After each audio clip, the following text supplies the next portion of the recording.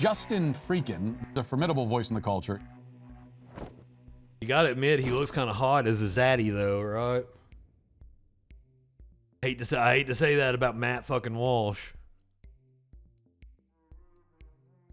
This has been his rhetoric, among many, many others, that has caused the LGBT community to have to fear going out in public.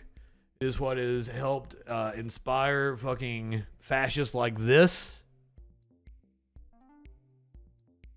Proud Boys march in combat gear despite church's Holi drag event getting canceled for safety. Organizers said police did nothing to protect those participating in the event from the hate group, because of course they didn't. The holiday drag queen story hour event for kids was canceled in Ohio after over 50 right-wing demonstrators, including members of the white nationalist hate group Proud Boys, created a potentially volatile and dangerous situation. Photos of protesters dressed head-to-toe in combat gear, carrying massive weapons, showed up anyway and made the neighborhood look like a war zone. So these are some of the pictures. Caused the event to be canceled. This is terrorism, whereas the DOJ, this is a clear violation of civil rights by neo-Nazi organizations. Look at these little fucks. You gotta have that big ass gun, because dude, I could take you. Look at you, you're scrawny. Every single one of you. I bet you're the biggest cowards walking the face of the fucking earth. That's why you need your big guns. The Holi Drag Storytime event was supposed to take place this past weekend at the K-5 Red Oak Community School within the First Unitarian Church of Columbus. The organizers canceled after they decided the police would not sufficiently protect them from the threats of these right-wing protesters. Days before the cancellation, Equality Ohio even advised people not to show up to counter-protest out of fear of violence erupting. We strongly urge all LGBTQ plus community members and allies not to show up and counter-protest. The safety of the children, families, performers, and our community are of paramount importance. Our actions must be in service to their protection. They're wanting to force us back into the fucking closet. Fuck no. Speaking through tears on an empty stage amongst holiday decorations, including a rainbow Christmas tree, the school manager, Cheryl Ryan, explained how the decision not to host the story hour came about. I think we've got video of this. All right. Good morning. I wanted to take a minute to make a statement. This statement is mostly for grown-ups, FYI. Unfortunately, I don't have the song and dance number for you this morning. Right. Good morning. Oh. Technical difficulties. I was about to say, I thought I had it playing somewhere else. I wanted to take a moment. I'm just going to read this statement because otherwise I'll be distracted. I wanted to take a moment to speak to everyone who purchased tickets to our event and to everyone who put so much time and effort into making this event happen. I stand here in this space where our school's parents and members of the church have so beautifully decorated last night. We borrowed trees, some of them from our kids' bedrooms. They let us borrow them. We built a photo booth, we have festive lighting, and we put together a stage ready for our performers. Their books were chosen, the holiday dance numbers were choreographed, and our students spent all week baking and making decorations, which you might be able to see some of. It turned out perfect, Wholesome. Better than we had imagined. And I'm here on this empty stage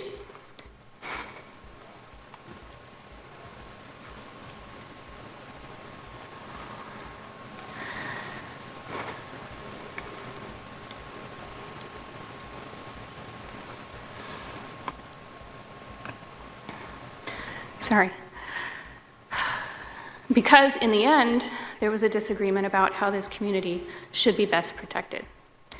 There is a long documented and lived history of law enforcement doing harm to the LGBTQ community, among others, that continues to this day. ACAB. Ignoring, defaming, abusing, and killing LGBTQ plus persons, most especially those who are Black and trans. As even a cursory Google search will illustrate, it is no secret that extreme right-wing groups, including the Proud Boys, enjoy a cozy relationship with law enforcement. When the Proud Boys stated they would show up to intimidate and harass and bully our attendees and organizers, we had to make a decision about how we were going to keep everyone safe. I spent a week calling our police department and leaving voicemails about the reports we had seen. After a week, I was told we could hire a special duty officer who may or may not show up because they're understaffed. I was given an email address. In the meantime, a trusted community defense team with years of experience reached out with an offer to execute a thorough safety plan, including before and after event safety support, tech support, emergency plans, and a large on-site presence, all on a volunteer basis. They are members of the LGBTQ community who have a personal stake in ensuring this community's general safety. They gathered almost 200 people ready to create a perimeter shield and a barrier far from our building to keep things de-escalated outside. We took them up on their offer. Local media ran articles without calling me to ask for comment, yet insinuating that we were working with the police, who assured us journalists were aware and monitoring, assured journalists that they were aware and monitoring the situation. In reality, the police had offered nothing and were not in touch with us. A community liaison had returned a phone call, and he told me he'd be out of the office next week, so if that's a problem, I don't know what to do about that. The City Council made a statement in which they offered reassurances that they were in touch with the police, who were monitoring the situation and will work to ensure the event can occur peacefully. We were never contacted by the City Council regarding their statement, and still had no word from CPD. Yet I received hundreds of emails, calls, and messages from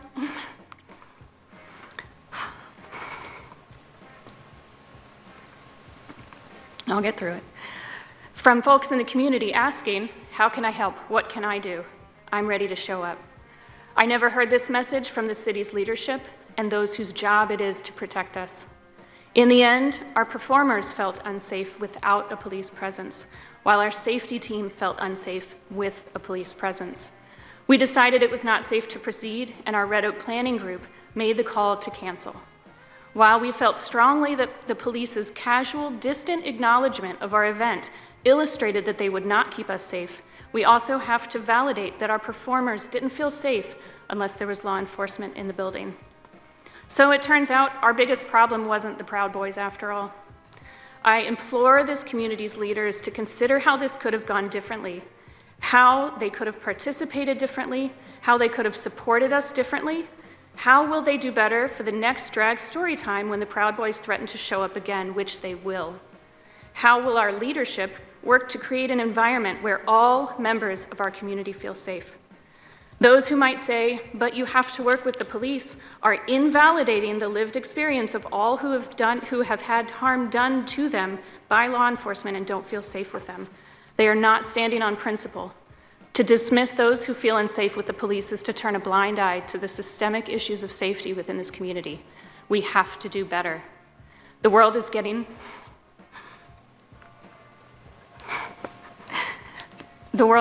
more and more unsafe for the LGBTQ community.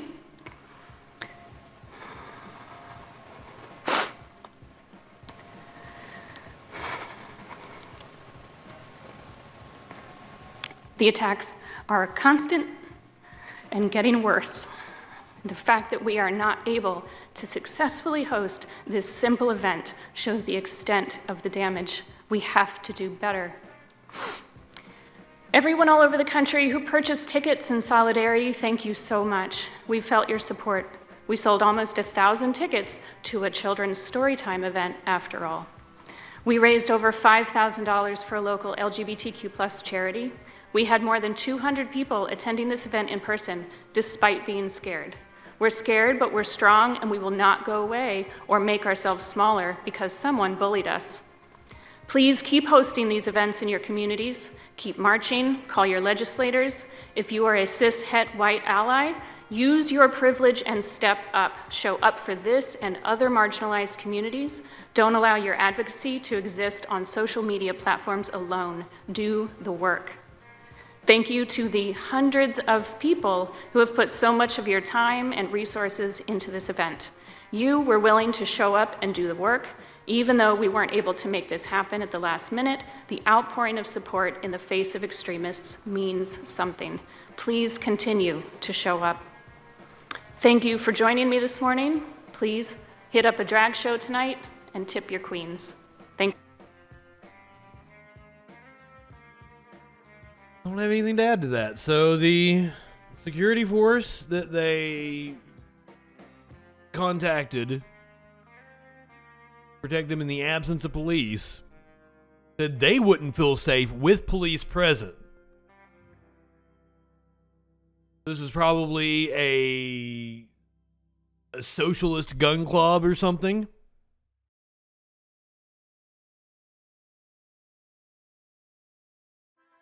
And I understand why they wouldn't feel safe with the police there. Apparently, some of the performers didn't feel safe without the police there. Hayes, I don't know that they were covering. He said the right-wing activist that was posting about the incident wasn't involved because the deputies prayed with her. It's pretty fucking sick. So that was the explanation for why they canceled the event. I believe we have video of the Patriot Front. Now they knew that the drag event had already been canceled at this point, but they still wanted to march through the neighborhood and fucking LARP as fucking Warriors for Christ or whatever the fuck they think they are. Hey guys, hi. How you doing? How you doing? Good. Check out who you are. Know who you are? Go. That is not how you greet a Nazi. So take care. There's only a small amount of idiots out there, so.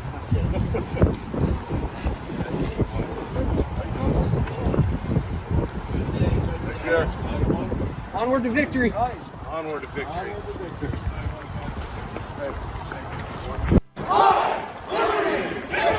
This scares the fucking shit out of me. Hi. How you doing? How you doing? Good.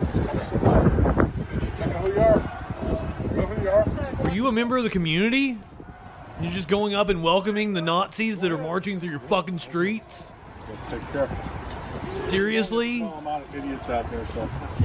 There's more of them. You can hear another group of them chanting. Take care. Onward to victory. Onward to victory. Well, at least they're wearing masks, right?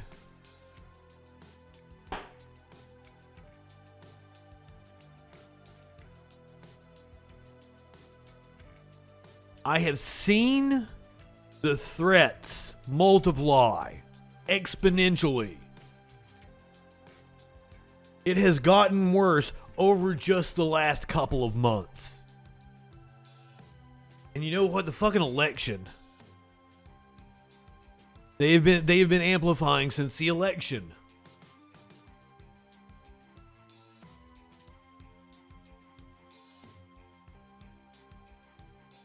Quid, you're exactly right. They only wore masks to protect the departments that they work at. And that is exactly why the people that were providing or were going to provide security to the show didn't feel safe with the cops involved.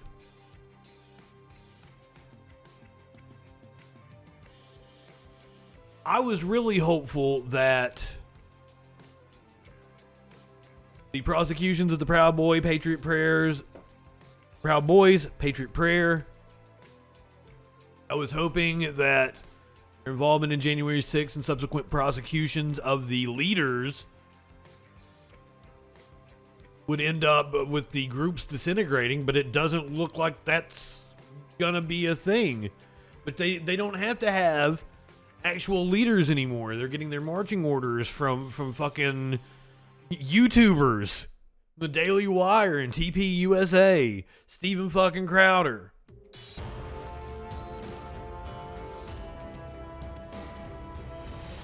Have you heard the freaking news?